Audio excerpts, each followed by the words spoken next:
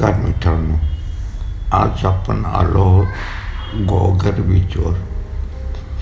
हा घोगर तालुक्यातील सगळ्यात मोठा बीच। इवन तुम्ही महाराष्ट्राच्या कोकण किनारपट्टीवर असलेल्या बीचमधला सगळ्यात मोठा आणि विस्तीर्ण समुद्रकिनारा याला म्हणू शकता। हा जितका विस्तीर्ण आहे तितकाच हा स्वच्छ आणि मनाला आनंद देणार आहे। चला तर मग आज आपण ह्या बीचची सैर करूया।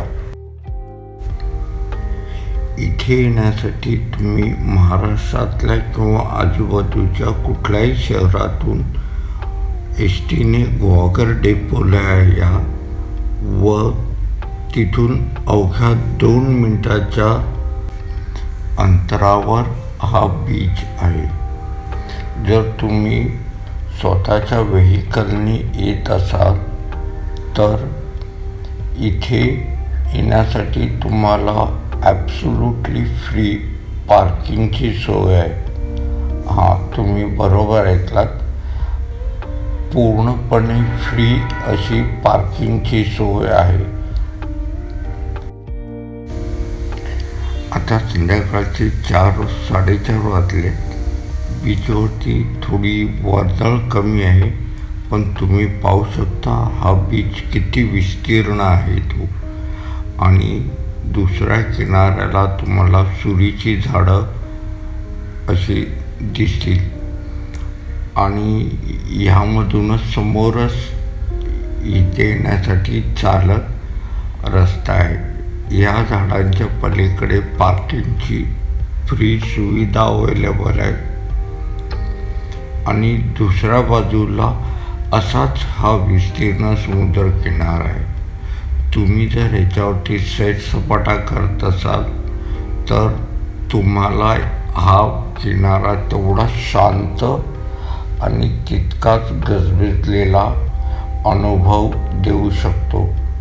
आता संध्याकाळ जसजशी जवळ येईल तसतसा हा समुद्रकिनारा हळूहळू फुलू लागेल।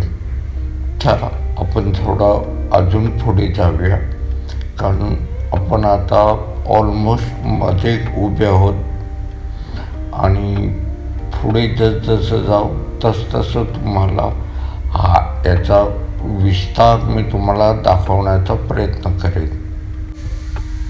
असा अंदाज आहे की हा किनारा 1 किलोमीटरपेक्षाही लांब आहे आणि जसजशा डिसेंबरच्या आणि एप्रिल महिन्याच्या आसपास ह्या किनाऱ्यावरती खूप साऱ्या समुद्र ॲक्टिव्हिटीज तुम्हाला पाहायला भेटतील, जसं camel ride, horse riding, banana rides, power boats आणि खूप साऱ्या अदर बीचवरच्या ॲक्टिव्हिटीज ह्या तुम्हाला या समुद्र किनाऱ्यावरती पाहायला भेटतील। पण जसजसं तुम्ही दूरवरती जाल तुम्हाला हा समुद्रकिनारा तेवढाच शांत आणि सुखद अनुभव देणारा असेल। आता ओहोटी चालू आहे आणि मी किनाऱ्यापासून खूप दूरवरती आलो आहे। तुम्ही पाठीवळून पाहाल तर मी अजून पाण्यापासून खूप लांब आहे। बीचवरती आता थोडी ॲक्टिव्हिटीज वाढायला सुरुवात झाली। माणसं, पर्यटक, आजूबाजूचे ग्रामस्थ आता बीचवरती येत आहेत, कारण दिवाळीची हॉलिडे आता संपत आली आहे।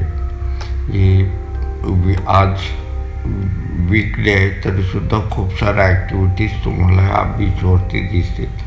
आता आपण ऑलमोस्ट पाण्यामध्ये आलो आहोत आणि सूर्यास्त व्हायला अजून 1 ते 1.5 तास आहे।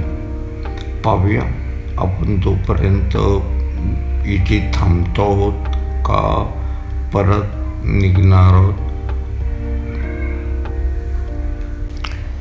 ह्या किनाऱ्याचा आनंद तुम्हाला सर्वच जण घेताना दिसतील. लहान मुलं, आबालवृद्ध, तरुण, विद्यार्थी हे आपापल्या परीने या किनाऱ्यावरती तुम्हाला आनंद घेताना दिसतील. हा जितकाच विस्तीर्ण तितकाच हा स्वच्छ आणि पोहण्यासाठी चांगला बीच मानला जातो. पण याची तेवढीच एक काळी बाजू पण आहे का ह्या किनाऱ्यावरती अनअवधानाने खूप सारे ॲक्सिडेंट्सही झाले आहेत. आता या किनाऱ्यावरती पर्यटकांची गर्दी थोडी वाढत चालली आहे आणि पाहू शकता इथे छोटे मोठे ग्रुप आपापल्या परीने या किनाऱ्यावरती आनंद लुटत आहेत.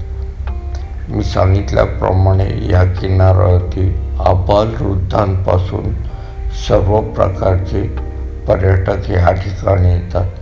त्यामुळे हा बीच एक संपूर्ण फॅमिली बीच आहे, जिथे तुम्हाला येणं, एन्जॉय करणं आणि ह्या समुद्र किनाऱ्याचा आनंद लुटणं खूप सोयीस्कर होईल.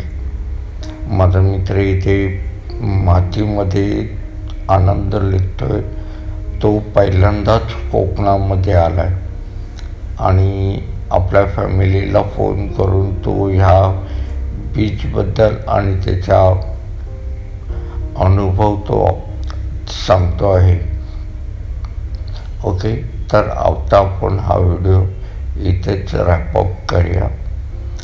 मीही या समुद्रकिनाऱ्याचा सूर्यास्ताचा आनंद लुटतो. तुम्ही जर ह्या बीचवरती अवश्य एकदा भेट द्या. हा व्हिडिओ तुम्हाला कसा वाटला ते तुम्ही कमेंट बॉक्समध्ये नक्की सांगा.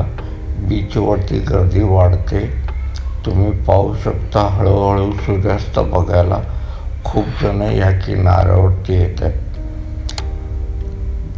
जर ह्या चॅनलवरती तुम्ही पहिल्यांदा आला असाल तर शेअर, सबस्क्राईब करायला विसरू नका आणि लाईक तर नक्की करा.